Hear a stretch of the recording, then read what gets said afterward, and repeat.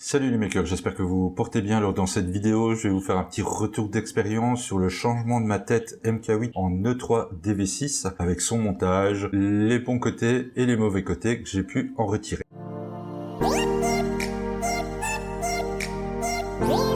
Mais avant de commencer, un petit message d'auto-promo pour vous rappeler que vous pouvez soutenir la chaîne de différentes façons, que ça soit en vous abonnant, en activant la cloche ou en utilisant les liens d'affiliation qui se trouvent dans la description. Ça aide vraiment énormément cette chaîne et ça lui permet d'évoluer. Donc n'hésitez pas à y jeter un œil. Et maintenant, place à la vidéo.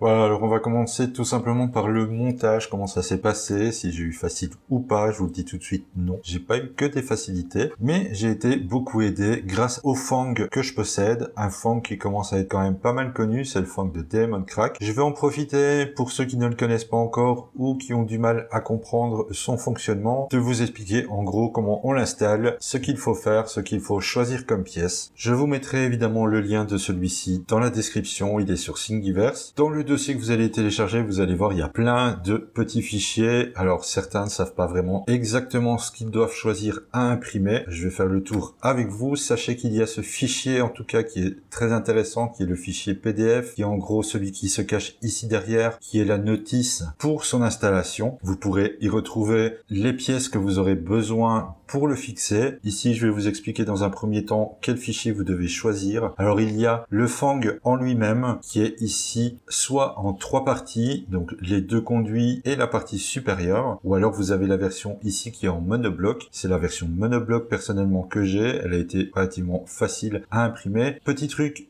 n'oubliez pas de cocher la case support uniquement en contact avec votre plateau, car sinon vous allez remplir l'intérieur des conduits et évidemment ça sera une pièce qui sera ratée, qui sera imprimée pour rien. Ensuite, vous avez ici les supports de tête selon ce que vous avez. Alors de base, on a des MK8. J'ai donc dû changer et réimprimer la pièce pour la ED3V6. Et on a la même chose au niveau des ventilateurs, donc la partie qui se trouve à l'avant, où ici vous pouvez en plus de ça retrouver avec soit l'attache pour le support du BL Touch, du Touch Me, ou alors sans rien du tout. Une petite chose aussi, attention, avec le Touch Me, il y a un support ici à imprimer en plus, qui n'est pas nécessaire d'avoir sur les versions de BL Touch. Au niveau de la notice, franchement, vous allez retrouver tout ce que vous avez besoin. Vous avez l'explication du montage, donc ici vous avez le support de tête que vous aurez choisi, vous avez le support des ventilateurs, et comme je vous disais, moi ici, je n'ai eu que ces 2 pièces-là à changer.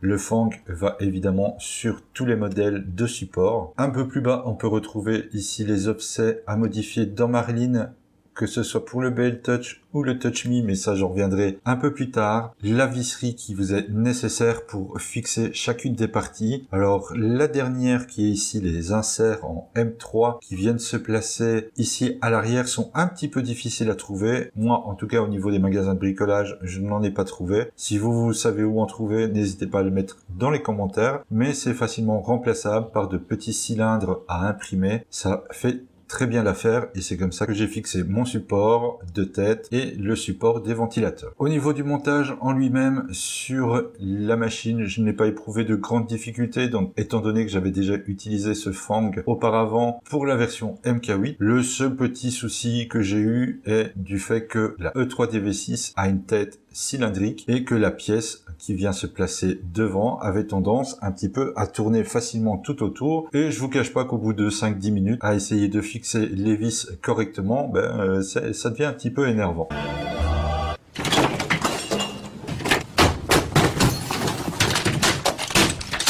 Mais c'est vraiment le seul petit souci que j'ai rencontré.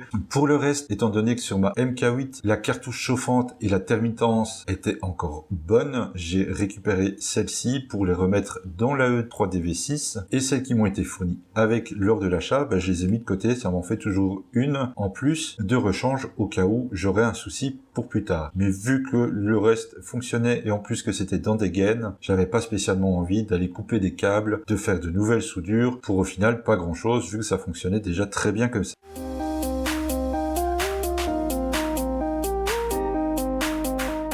Alors pour ceux qui ont choisi les versions BL Touch, Touch Me, j'imagine que comme beaucoup vous êtes passé à Marlin, il va falloir ne pas oublier une chose très importante, c'est de devoir refaire votre compilation. La modification, elle se trouve ici entre les lignes 964 et 965, où on va devoir déplacer un peu l'offset de l'X et de l'Y.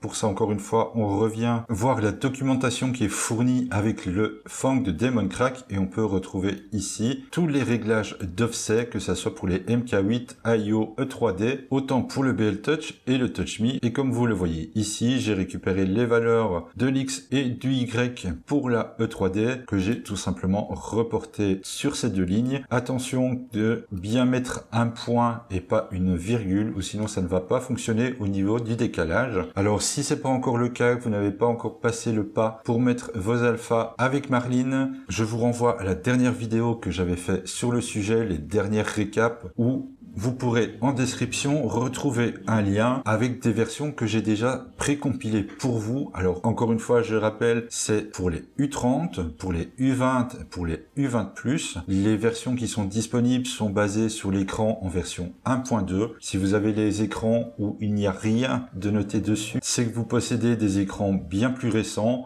Alors pour le moment, je ne l'ai pas encore fait, mais s'il y a vraiment beaucoup de demandes, je referai toutes les compilations pour cette version d'écran qui est un peu plus particulier.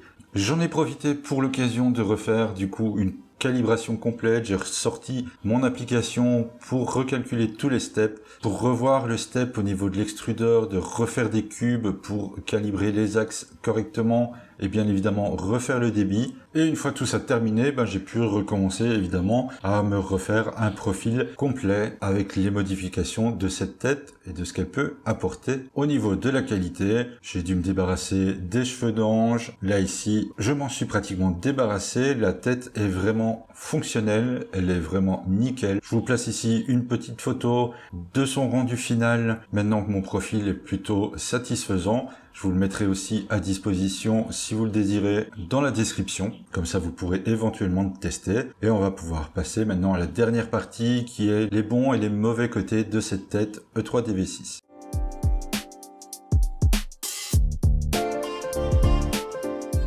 Alors finalement, qu'est-ce que je pense de cette tête? Qu'est-ce que je pense de ce changement? Cela fait déjà un petit moment maintenant que je tourne avec. Et comme je l'ai dit au tout début, il y a du bon et du mauvais dans cette modification. Bien évidemment, ici, on parle bien d'un clone de la E3DV6. Ce n'est pas une version originale. Le prix est vraiment pas le même du tout. Ici, pour la version en 24 volts, elle coûte 9,65 €, donc à peu près 10 € pour cette tête-là. Mais elle était vraiment bien fourni, un petit jeu de buse de différentes tailles, des hit breaks comme ici, chacun différent. Alors vous avez une version qui est complètement vide à l'intérieur, qui est le plus classique, où on insère le PTFE à l'intérieur jusqu'à toucher la buse. Vous avez des versions full metal, où là le PTFE s'arrêtera juste au niveau de la fixation sur la tête, juste ici. Et vous en avez certains où il y a un morceau de PTFE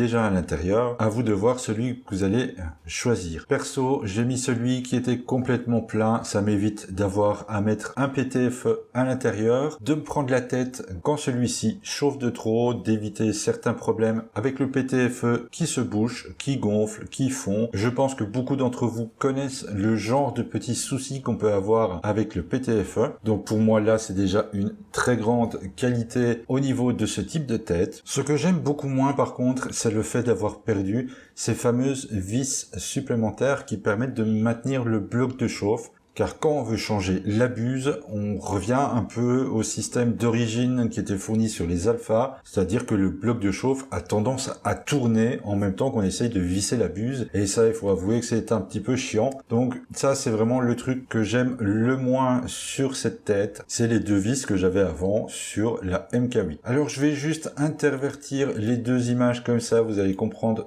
pourquoi. C'est que j'ai fait aussi un comparatif de montée en température pour voir s'il y avait vraiment une différence de temps gagné ou pas sur la MK8 et la E3DV6. Et au final, bah non, il n'y a pas de gain vraiment particulier entre les deux, ça se joue à quelques secondes. Alors la vidéo que vous voyez là sur le comparatif de temps, il s'est fait entre 24 degrés et 230 degrés pour avoir vraiment une montée de température jusqu'à mon réglage que j'utilise principalement pour l'ABS. Alors sur les vidéos, ça se joue à une dizaine de secondes, mais on va dire que entre le temps que Octoprint reçoive les informations exactes et le rafraîchissement au niveau de l'écran, je n'ai fait le test qu'une fois, mais je pense que à ce niveau-là, c'est exactement la même chose. La seule différence que j'ai pu mettre en positif du côté de la E3DV6, c'est que la température reste vraiment beaucoup plus facilement au même niveau. Il n'y a pas de grosses variations. Il ne faut pas oublier que le test a été fait avec les mêmes cartouches de chauffe et les mêmes termittences, et du côté de la E3DV6 la température reste